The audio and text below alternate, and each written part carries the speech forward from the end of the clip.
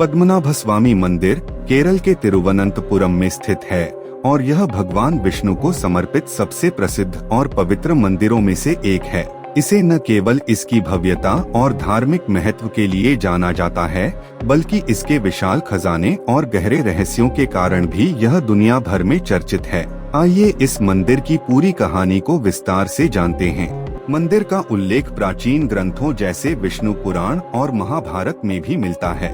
यह द्रविड़ और केरल स्थापत्य कला का अद्भुत मिश्रण है। मंदिर के गर्भगृह में भगवान विष्णु की विशाल मूर्ति है, जो शेषनाग पर विश्राम करते हुए दिखाई देती है। यह मूर्ति 18 फीट लंबी है और इसे विशेष काले पत्थर से बनाया गया है। मंदिर के नीचे 6 तहखाने वॉल्ट्स मौजूद हैं, जिन्हें A से F तक नामित किया गया है। इन तहखानों में खजाना सदियों से छिपा हुआ है।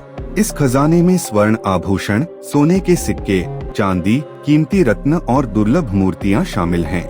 सुप्रीम कोर्ट के आदेश पर 2011 में कुछ तहखानों को खोला गया। इनमें से 5 तहखानों A, C, D, E, F में जो संपत्ति मिली उसका मूल्यांकन अरबों रुपए से भी अधिक था। सोने की मूर्तियां, 18 फीट लंबा सोने का हार, रत्नजड़ित मुकुट और गहने सोने की मुद्राएं, जो रोमन और अन्य प्राचीन सभ्यताओं की थीं।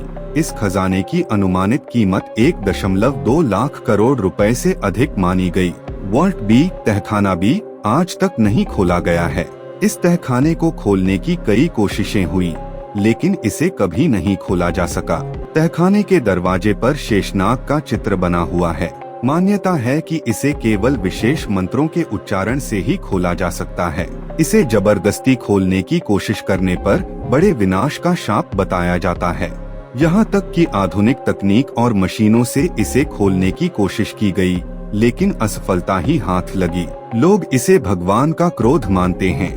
त्रावणकोर के राजाओं ने इस मंदिर को केवल एक धार्मिक स्थल नहीं, बल्कि भगवान विष्णु का निवास स्थान माना। राजा खुद को पद्मनाभ दास कहते थे। उन्होंने अपने राज्य और संपत्ति को भगवान के चरणों में समर्पित कर दिया।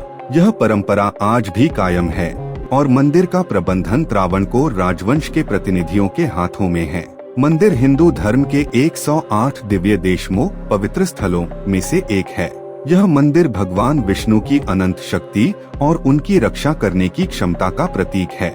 यहाँ भगवान विष्णु को शेषनाग पर सोते हुए दिखाया गया है, जो ब्रह्मांड के संतुलन और शांति का प्रतीक है। यह मंदिर द्रविड़ शैली में बना है, जिसमें संगमरमर, पत्थर और लकड़ी का उत्कृष्ट उपयोग हुआ है। इसके गोपुरम प्रवेश द्वार पर अद्वितीय नक्काशी है। भगवान विष्णु की मूर्ति 3 हिस्सों में दिखाई देती है। इसे देखने के लिए 3 अलग अलग द्वार बनाए गए हैं। हर साल यहाँ पंगुनी उत्सव और लक्षद्वीप उत्सव बड़े धूमधाम से मनाए जाते हैं। मंदिर आज भी हिंदू धर्म का एक प्रमुख तीर्थ स्थल है। यहाँ पर लाखों श्रद्धालु दर्शन के लिए आते हैं। वॉल्ट बी का रहस्य अब भी अनसुलझा है।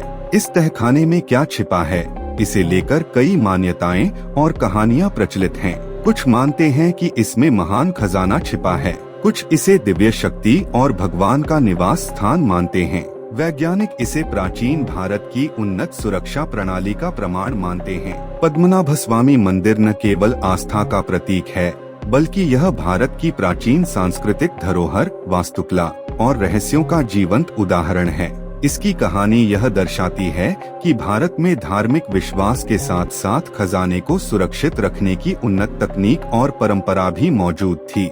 ये तो थी पद्मनाभस्वामी मंदिर की जानकारी। अब जानते हैं कि पद्मनाभ दास राजा कौन थे। पद्मनाभ दास की उपाधि त्रावणकोर राजवंश के राजाओं द्वारा धारण की जाती थी। त्रावणकोर के राजा भगवान श्री पद्मनाभस्वामी भगवान विष्णु के परम भक्त थे और उन्होंने स्वयं को उनका सेवक दास घोषित कर दिया था। इसी कारण से वे अपने आप को पद्मनाभ दास कहते थे। त्रावणकोर साम्राज्य के सबसे प्रसिद्ध और शक्तिशाली राजा मार्तंड वर्मा 1706 से 1758 थे। 1750 में उन्होंने अपने पूरे राज्य और संपत्ति को भगवान पद्मनाभस्वामी को समर्पित कर दिया और खुद को केवल पद्मनाभ का दास घोषित कर दिया। उन्होंने इसे त्रिपाड़िदानम कहा, जिसका अर्थ है भगवान को संपूर्ण समर्पण। इसके बाद त्रावणकोर राज्य को आधिकारिक रूप से भगवान पद्मनाभस्वामी का राज्य माना जाने लगा और राजा केवल उनके प्रतिनिधि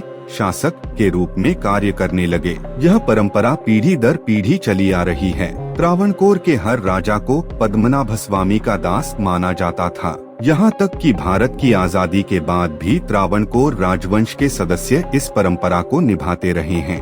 वर्तमान में त्रावणकोर राज परिवार के प्रमुख मूलम थिरुनाल राम वर्मा को पद्मनाभ दास माना जाता है। हालांकि भारत सरकार ने शाही उपाधियां समाप्त कर दी हैं, फिर भी यह परंपरा मंदिर और श्रद्धालुओं के लिए अब भी महत्वपूर्ण बनी हुई है। यह दर्शाता है कि त्रावणकोर के राजा खुद को भगवान से ऊपर नहीं मानते थे।